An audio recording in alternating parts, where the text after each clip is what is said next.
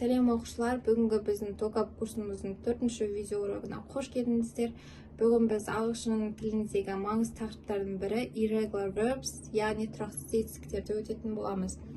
Тұрақты етістіктерден айырмашылығы, тұрақсыз етістіктер нақты бір ережелерге сай өзгермейді. Яғни өткен шақ және past participle формасында түбір етістіктен өзгеше болады. Ағылшын тілінде негізі етістіктер тұрақты болып келеді. Олардың өткен шақта және past participle формасына ет жалғауы қосылады. Мысалы, work, worked, worked, play, played, played және тағы да басқалары.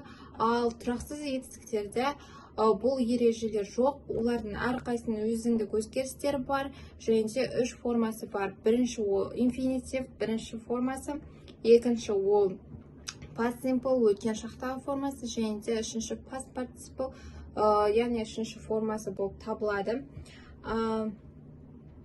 Мысалдар айтатын болсақ, go, went, gone. Бірінші go, яғни infinitive, went past simple, және gone past participle болып табылады.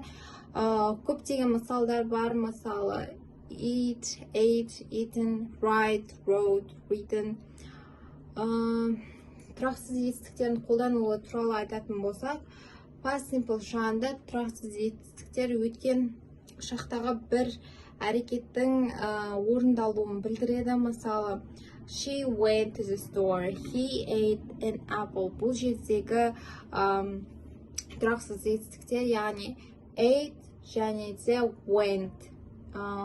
Келесі past participle кезінде present perfect шақтарда және passive сөйлемдерінде қолданылады. Мысалы, I have gone to that place many times, she has written a letter. Бұл жерде тұрақсыз етістіктер, яғни gone және written. Ал енді біз келесі тапсырмаларды орындайық. Бұл теорияны бекіту үшін бұл жерде бірінші формасы берілген, яғни infinitive формасы. Сіздер қалған екі формасын толтырып шығуларыңыз керек. Ал видеоны пауза қойып жаттығуды орындап алыңыз. Жаттығуды орындап болсаңыз, жауаптарын тексерейік. Жауаптары дұрыс болды деген ойдамын. Келесі, бұл тұрақсыз етістіктердің үш әдісі. Бірінші ол, яғни кесте және карточка әдісі арқылы тұрақсыз етістіктердің тізімін жазып, оларды кесте немесе карточка арқылы жаттауға болады. Мысалы, карточкаға жазғанда бір жағына сіздер тұрақсыз етістіктердің үш формасын жасаңыз, infinitive, past simple, past participle деп, ал екінші жағына сіздер мысалын жазуыңызға болады.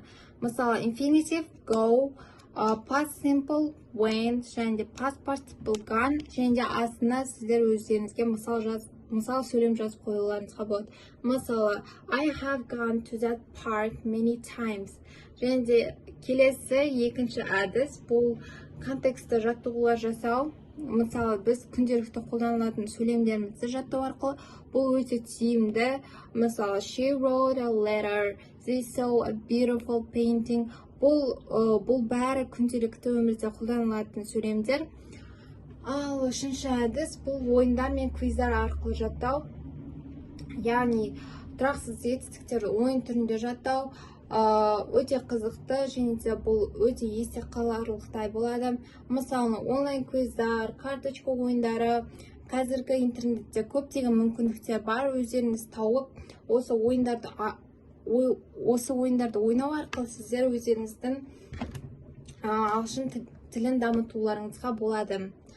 Ал бүгінгі біздің ағылшын тілінде irregular verbs немесе тұрақсыз етістіктердің үш негізгі формасын түсіндік, және оларды қалай қолдануға болатынын түсіндік, және үш негізгі әдіспен үйрендік.